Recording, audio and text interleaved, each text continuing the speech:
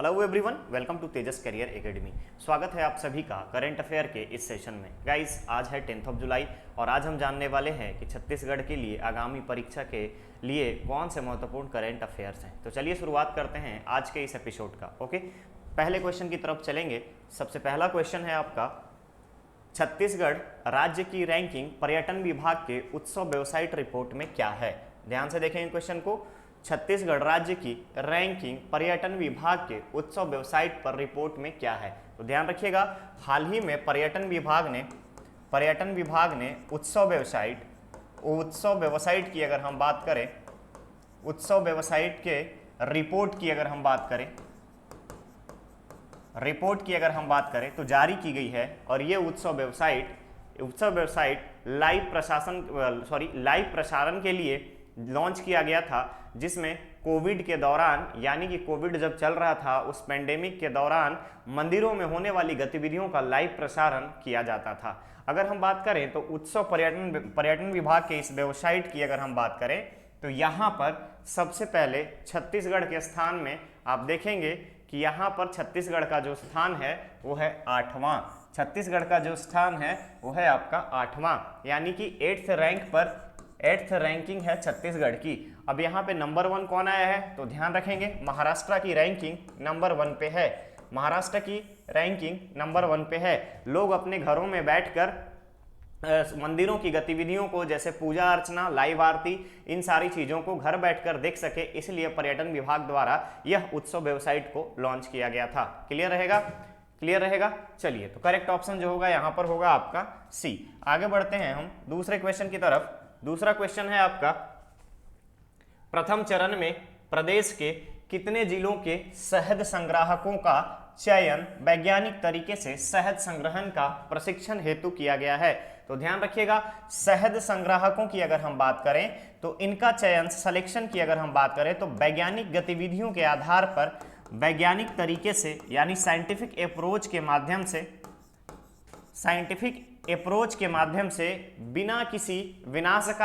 बिना किसी विनाश के शहद संग्रहण हेतु इनका चयन किया गया है। तो ध्यान रखेंगे, यहाँ पर छत्तीसगढ़ में 11 जिलों के 1000 शहद संग्राहकों का चयन किया गया है। 1000 शहद संग्राहकों का चयन किया गया है वैज्ञानिक तरीके से प्रशिक्षण हेतु। क्लियर रहेगा। तो आपको यहाँ पे याद रखना है 11 में अगर हम बात करें तो 11 जिलों का चयन किया गया है। 11 जिलों के शहद संग्राहकों का चयन किया गया है वैज्ञानिक तरीके से उनको प्रशिक्षण देने के लिए, ताकि कोई विनाशकारी, जैसे मधुमक्खी के छत्ते को उजाड़ना नहीं है, छत्तों को बिना नुकसान पहुंचाए शहद किस तरीके से निकाल सकते हैं, इस बात पे जोर दिया जाएगा। चलिए, करेक्ट ऑप्शन होगा यहाँ पर ए। आगे बढ़ते हैं दूसरे क्वेश्चन की तरफ। हाल ही में किस व्यक्ति को छत्तीसगढ़ आर्टिस्ट एसोसिएशन द्वारा समाज रत्न से सम्मानित किया गया। आप याद रखेंगे, छत्तीसगढ़ आर्टिस्ट एसोसिएशन को कावा के नाम से जाना जाता है, और यहाँ पर कावा की तरफ से समाज रत्न विजय चोपड़ा को दिया गया है। और विजय चोपड़ा को क्यों दिया गया है? क्योंकि इनका सामाजिक कार्यों एवं सामाजिक उत्थान में महत्वपूर्ण और उल्लेखनीय योगदान के लिए छत्तीसगढ़ आर्टिस्ट एसोसिएशन के द्वारा समाज रत्न से सम्मानित किया गया है। क्लियर। तो करेक्ट ऑप्शन जो होगा यहाँ पर होगा आपका डी। नेक्स्ट क्वेश्चन की तरफ चलते हैं। क्वेश्चन है, भारत की कुपोषित आबादी संयुक्त राष्ट्र संघ के रिपोर्ट के अनुसार कितनी है। ठीक है, क्वेश्चन में पूछा गया है, what is the malnourished population of India according to the United Nation report. Option में है 2 to 4.3 million, 2 3 4.5 million, 2 4.5 million, 2 5 4.7 million.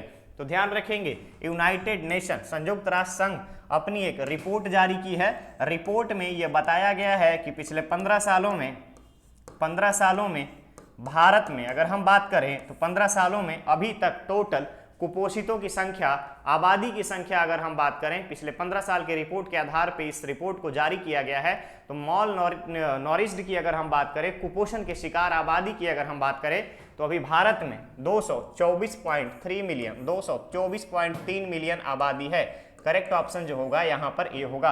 अब जब बात आती है यूएन की, यूएन से रिलेटेड कुछ पॉइंट्स आपको याद रखने हैं, जैसे यूएन का स्थापना का मुख्य कारण क्या है, तो द्वितीय विश्व युद्ध के बाद से पूरे विश्व में बिखरी अफरा तफरी को समेटने के लिए, जिस तरीके से हर एक देश एक दूसरे से अलग हो चुका था, युद्ध के कागार पे, युद्ध के बाद यहाँ एक ऐसी संस्था की जरूरत थी जो इन सभी देशों को एकजुट कर सके। यूएन से पहले 1920 में प्रथम विश्व युद्ध के बाद लीग ऑफ नेशंस बनाया गया था। ठीक है, तो यूनाइटेड नेशंस की अगर हम बात करें तो हेडक्वार्टर कहाँ है, तो हेडक्वार्टर है इसका न्यूयॉर्क में। यूनाइटेड नेशन का हेडक्वार्टर न्यूयॉर्क में। गठन की अगर हम बात करें तो 1946 में इसका गठन हुआ है, अक्टूबर 1946 में इसका गठन हुआ है यूनाइटेड नेशन की। फिलहाल यूनाइटेड नेशन की बहुत सारी संस्थाएं सामाजिक, वैज्ञानिक अगर हम बात करें, साथ ही साथ कला के क्षेत्र में, साहित्य के क्षेत्र में, न्याय के क्षेत्र में, राजनीति के क्षेत्र में कार्य करती हैं। ठीक है, चलिए, तो यूएन के बारे में आप इतना याद रखेंगे। यूएन के करंट सदस्यों की संख्या अगर हम बात करें 191 प्लस है, 191 से भी अधिक यूनाइटेड नेशन के सदस्य हैं। अब इसके बाद आता है कि यूनाइटेड नेशन के मेन पावरफुल जो एसोसिएशन है, जो संस्था है, उसका नाम क्या है, तो यहां पर आप याद रखेंगे UNSC, United nation security council. ठीक है, संयुक्त राष्ट्र सुरक्षा परिषद सबसे पावरफुल ऑर्गेनाइजेशन है यूनाइटेड नेशन की। इसमें 5 जो हैं वीटो पावर की कंट्री हैं, 5 जो हैं ये है आपके वीटो पावर के। कौन कौन से, यूएसए, उसके बाद रशिया के बाद है आपका चाइना के बाद है आपका फ्रांस और फ्रांस के बाद है आपका ब्रिटेन। ये हैं आपके 5 वीटो पावर वाले कंट्री। ठीक है, हमेशा से इंडिया डिमांड करती रही है वीटो पावर के लिए। साथ ही साथ यहाँ पर अलग अलग जो हम यहाँ देखेंगे, वो एक है आपका यूएफसी, यूनाइटेड फ्रंट कंसेंसस की एक टीम है। दूसरी तरफ यहाँ पर आपका डिमांड करने वाली कंट्री जो वीटो पावर की कर रही है डिमांड, उसमें से नाम आता है भारत का, भारत के बाद नाम आता है जर्मनी का, उसके बाद नाम आता है जापान का, फिर नाम आता है आपका ब्राजील का। ठीक है, क्लियर रहेगा। चलिए, तो ये सारी चीजें आप ध्यान रखेंगे यहाँ पर। इस क्वेश्चन का करेक्ट ऑप्शन जो है वो होगा ए। आगे बढ़ते हैं दूसरे क्वेश्चन की तरफ।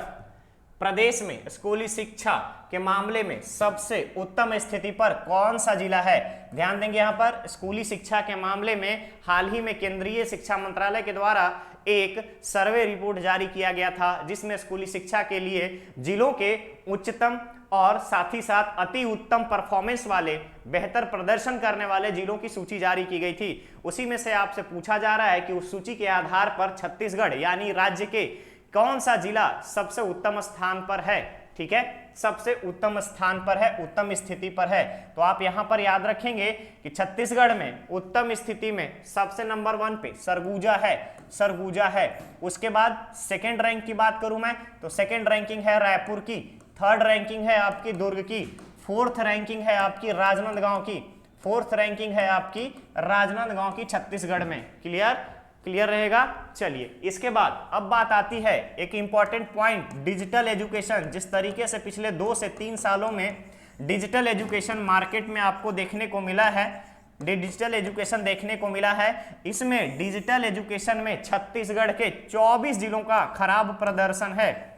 24 जिलों का बहुत ही खराब प्रदर्शन है डिजिटल एजुकेशन के माध्यम से। अगर हम बात करें तो पढ़ाई लिखाई को चलाने में, ठीक है, डिजिटल शिक्षा के लिए अगर हम बात करें तो 24 जिलों का खराब प्रदर्शन है। इस प्रकार से अगर हम डिजिटल एजुकेशन में राज्यों के आधार पर बात करें तो छत्तीसगढ़ का प्रदर्शन भी खराब है, छत्तीसगढ़ का प्रदर्शन खराब है।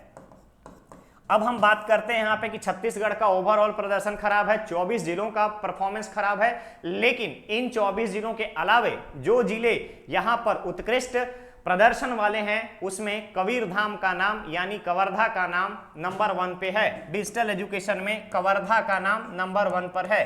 क्लियर रहेगा। चलिए, तो यहाँ पे आपका करेक्ट ऑप्शन होता है ए, सरगुजा। क्लियर। चलिए आगे बढ़ते हैं दूसरे क्वेश्चन की तरफ। क्वेश्चन है अखिल भारतीय आयुर्विज्ञान संस्थान रायपुर का स्थान देश भर में कौन सा है? रायपुर का स्थान कौन सा है? क्लियर? यहां पे आपसे पूछा गया है कि अखिल भारतीय आयुर्विज्ञान संस्थान यानी एम्स रायपुर का पूरे देश में स्थान क्या है? तो ध्यान रखिएगा, हाल ही में मीडिया सर्वे के अनुसार छत्तीसगढ़ यानी कि रायपुर एम्स की जो रैंकिंग निकाली गई है वो है आपकी यहां पर 31st। अगर ठीक इससे पहले की बात करें तो पिछला रैंकिंग जो था ये था 35 यानी 35वां। इसके बाद आता है छत्तीसगढ़ के साथ साथ पूरे देश भर में एम्स में सस्ती एमबीबीएस पढ़ाई कराने वाली इंस्टीट्यूशन में रैंकिंग क्या है? तो ध्यान रखेंगे, नंबर वन दिल्ली के बाद नंबर 4 पे आता है आपका छत्तीसगढ़। याद रखेंगे आप, नंबर 4 पे आता है आपका छत्तीसगढ़। तो सस्ती शिक्षा में एमबीबीएस की पढ़ाई कराने वाले में छत्तीसगढ़ की रैंकिंग 4th नंबर पे है। यहां पर करेक्ट ऑप्शन होगा आपका बी। क्लियर रहेगा? चलिए, क्वेश्चन है राज्यों के स्टार्टअप रैंकिंग 2021 में छत्तीसगढ़ को किन राज्यों की श्रेणी में प्रथम स्थान मिला है? ऑप्शन है केंद्र शासित राज्यों में, बड़े राज्यों में, नेतृत्वकर्ता राज्यों में, आकांक्षी नेतृत्वकर्ता राज्यों में। तो ध्यान देंगे यहां पर स्टार्टअप रैंकिंग 2021 में छत्तीसगढ़ को आकांक्षी नेतृत्वकर्ता राज्यों की श्रेणी में रखा गया है। अब इसके बाद आता है इन सबके केंद्र शासित में यानी यूनियन टेरिटरी में जम्मू कश्मीर टॉप पर है। बड़े राज्यों में अगर हम बात करें तो नंबर 1 पे है केरल, फिर आता है महाराष्ट्र का नाम, देन आता है आपका उड़ीसा का नाम। ठीक इसी प्रकार नेतृत्वकर्ता में अगर हम बात करें तो नेतृत्वकर्ता राज्यों में सबसे पहले आता है उत्तर प्रदेश, उसके बाद आता है नेतृत्वकर्ता राज्यों में फिर आता है कर्नाटक, फिर आता है आपका गुजरात। ठीक है, गुजरात, ये है इनकी श्रेणी। क्लियर रहेगा? अब छत्तीसगढ़ की बात करें तो आकांक्षी नेतृत्वकर्ता में छत्तीसगढ़, एमपी के बाद फिर आ जाता है आपका इधर यूपी का नाम। ठीक है, साथ ही साथ पंजाब का नाम। क्लियर रहेगा ये सारी चीजें? चलिए, तो करेक्ट ऑप्शन जो यहां पर है आकांक्षी नेतृत्वकर्ता राज्यों में। अगले क्वेश्चन की तरफ बढ़ते हैं। प्रदेश के किस जिले में सुराजी गांव योजना के गुरुआ घटक के तहत गौठानों की संख्या सर्वाधिक है?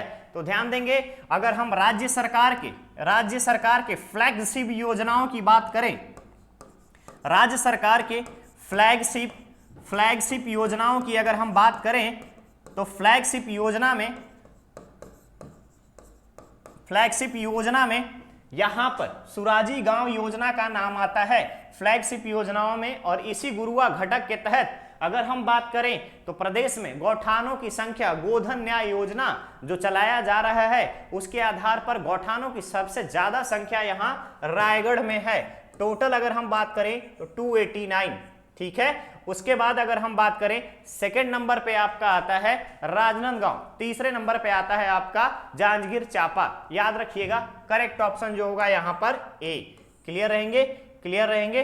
हाल ही में एक क्वेश्चन मैंने आपको और बताया था, गोधन न्याय योजना के तहत गोठानों की संख्या जो स्वावलंबी हो गए हैं यानी खुद पे डिपेंडेंट हो गए हैं, ऐसे कितनी संख्या है? उसकी करेक्ट आंसर है 3089, 3089। क्लियर रहेगा? चलिए आगे बढ़ते हैं। भारत के पूर्व प्रधानमंत्री अटल बिहारी वाजपेयी की जीवनी किसने लिखी है? तो ध्यान देंगे, अटल बिहारी वाजपेयी जी की जीवनी लिखने वाली महिला का नाम है, वो एक जाने माने पत्रकार रह चुकी हैं और उनका नाम है सागरिका घोष। याद रखेंगे, सागरिका घोष। इन्होंने पूर्व प्रधानमंत्री अटल बिहारी वाजपेयी के जीवन को समर्पित करते हुए इनकी जीवनी अटल बिहारी वाजपेयी के नाम से लिखी है। इसके बाद सागरिका घोष की सबसे इंपॉर्टेंट एक और बुक है, उसका नाम आप याद रखेंगे। क्या नाम है? Indira the most powerful prime minister. ये आप याद रखेंगे, ये इनकी एक और बुक है क्लियर रहेगा? तो करेक्ट ऑप्शन जो होगा वो होगा आपका ए, सागरिका घोष। चलिए आगे बढ़ते हैं दूसरे क्वेश्चन की तरफ। क्वेश्चन है, प्रदेश में नए हमर अस्पताल खोलने के निर्देश दिए गए हैं, उनकी संख्या क्या है? प्रदेश में कितने नए हमर अस्पताल, अगर हम बात करें तो हमर अस्पताल का कितना संख्या खोलने का या बढ़ाने का निर्देश दिया गया है? ठीक है, ध्यान देंगे यहाँ पे। अभी तक हमर अस्पताल जो है, हमर अस्पताल ये रायपुर में चलाया जा रहा था, और रायपुर के तर्ज पर ही पूरे प्रदेश में हमर अस्पताल खोलने का निर्णय लिया गया है, जिसकी संख्या राज्य सरकार द्वारा 52 डिक्लेयर की गई है। 52, ध्यान देंगे यहाँ पर 52 हमर अस्पताल यहाँ पर खोलने के निर्णय लिए गए हैं। साथ ही साथ हमर अस्पताल में हमर लैब जिसमें 113 प्रकार की जांच की सुविधा उपलब्ध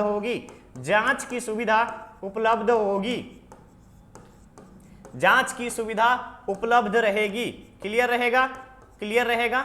चलिए आगे बढ़ते हैं दूसरे क्वेश्चन की तरफ। क्वेश्चन है, रोजगार दिवस का आयोजन प्रदेश में प्रति माह कब आयोजित किया जाता है? रोजगार दिवस का आयोजन प्रति माह किस तारीख को या कब आयोजित किया जाता है? तो ध्यान देंगे यहां पर रोजगार दिवस जो है ग्रामीण क्षेत्र के लोगों के लिए, ग्रामीण क्षेत्र के लोगों के लिए या ग्रामीण क्षेत्र के रोजगार कार्यक्रम के लिए चलाया जाता है।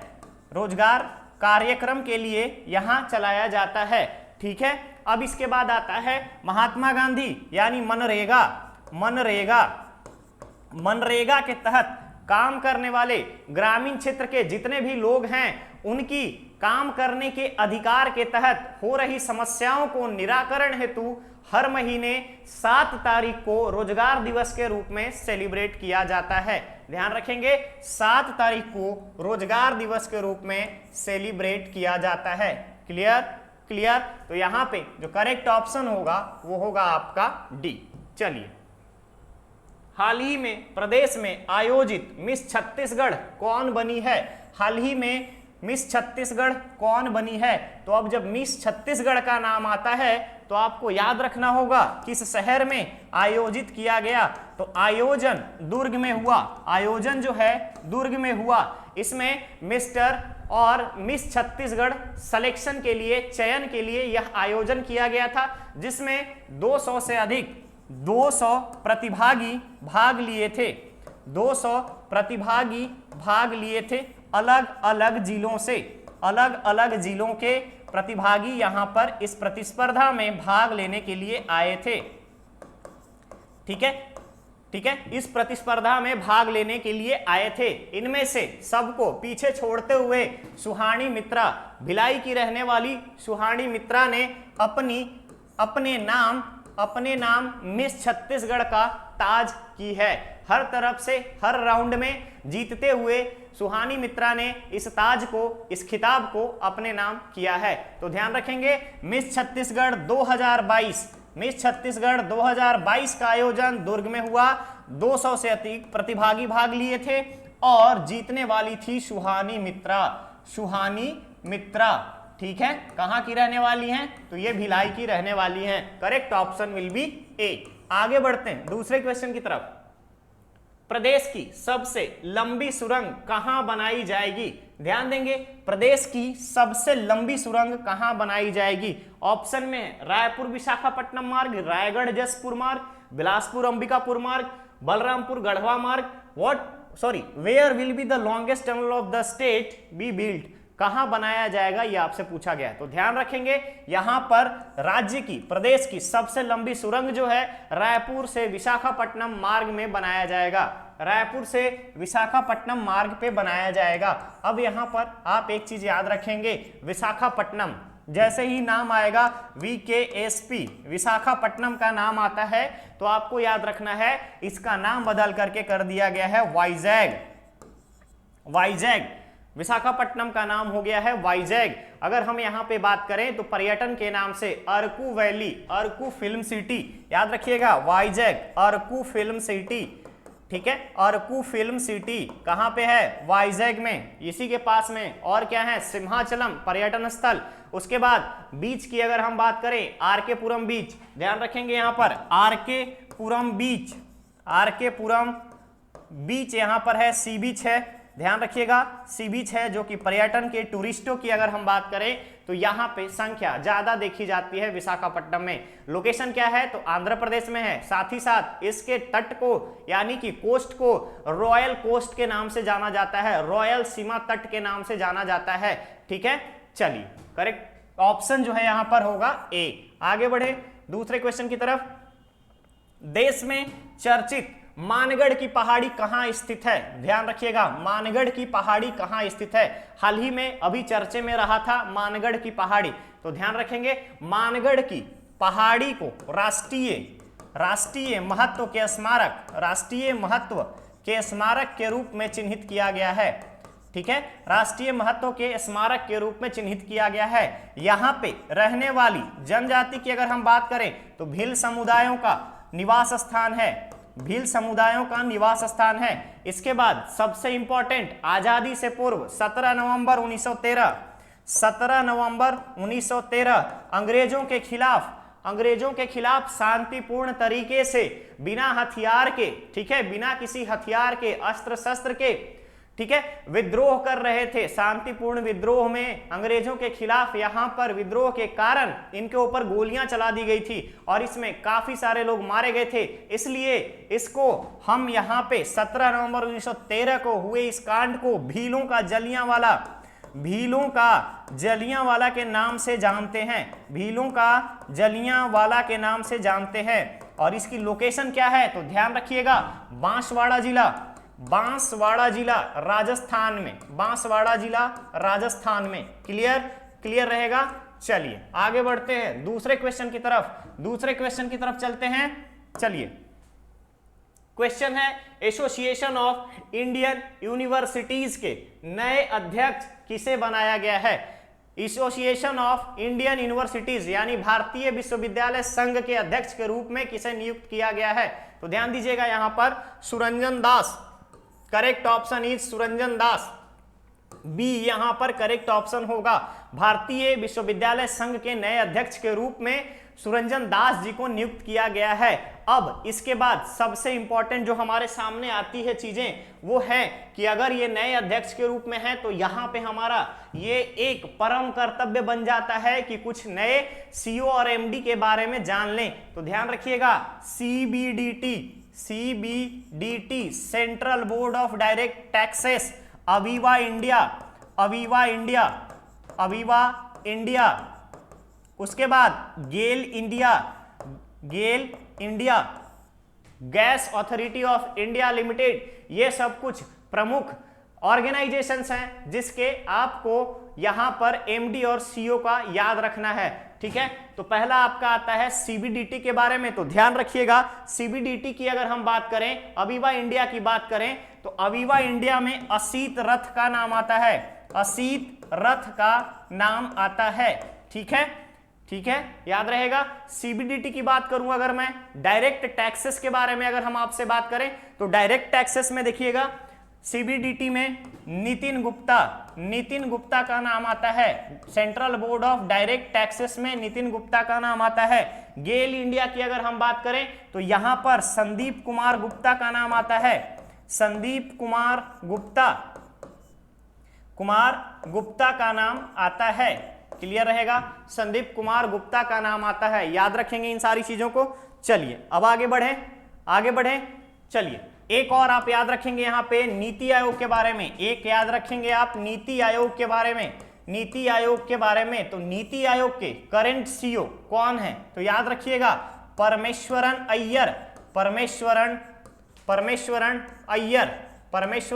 अय्यर, ये हमारे नीति आयोग के नए सीईओ हैं, चीफ एग्जीक्यूटिव ऑफिसर हैं, ठीक है। तो ये था आज का 10 जुलाई के करंट अफेयर्स के कुछ इंपॉर्टेंट क्वेश्चंस, ठीक है। वीडियो को लाइक शेयर जरूर करें, साथ ही साथ कमेंट करें। अब है बारी आपके स्टूडेंट धर्मा की, छात्र धर्मा की। और ये स्टूडेंट धर्मा क्या है, ध्यान देंगे। आज का एक क्वेश्चन है जिसमें आपसे पूछा गया है गेटिंग द ब्रेड, ध्यान से देखेंगे, getting the bread the gen Z way to success के लेखक कौन है। ध्यान देंगे, यहां पर important books and their authors के लिए ये इंपॉर्टेंट हो सकता है, ध्यान रखेंगे। Getting the bread the gen Z way to success के लेखक कौन है, इसका आंसर आपको कमेंट बॉक्स में कमेंट करके देना है। पिछले क्वेश्चन का आंसर होगा नरेंद्र मोदी। मैंने आपसे बोला था अग्रदूत समाचार पत्र के अगर हम बात करें वार्षिक वर्षगांठ का समारोह में किसने उद्घाटन किया या शुभारंभ किया, तो यहां पर आंसर होगा उसका नरेंद्र मोदी। क्लियर? तो आप इसका आंसर, आज के इस प्रश्न का आंसर आप कमेंट बॉक्स में कमेंट करके देंगे। चलिए मिलते हैं बहुत ही जल्द अगले एपिसोड में। धन्यवाद। चैनल को सब्सक्राइब जरूर करें, साथ ही साथ वीडियो को लाइक शेयर भी किया करें, जिससे कि मैक्सिमम लोगों को इसका बेनिफिट हो। बहुत ही जल्द हम आप सबके लिए एडीओ और छात्रावास अधीक्षक के बारे में भी एक नए लेक्चर सीरीज को शुरू करेंगे, जिसमें अलग अलग चीजें आपको दी जाएंगी। और उस लेक्चर सीरीज में हो सकता है आपको एग्रीकल्चर की चीजें और एग्रीकल्चर के क्वेश्चंस, कॉन्सेप्ट्स आपको बताए जाएं। ओके, चलिए मिलते हैं बहुत ही जल्द। धन्यवाद।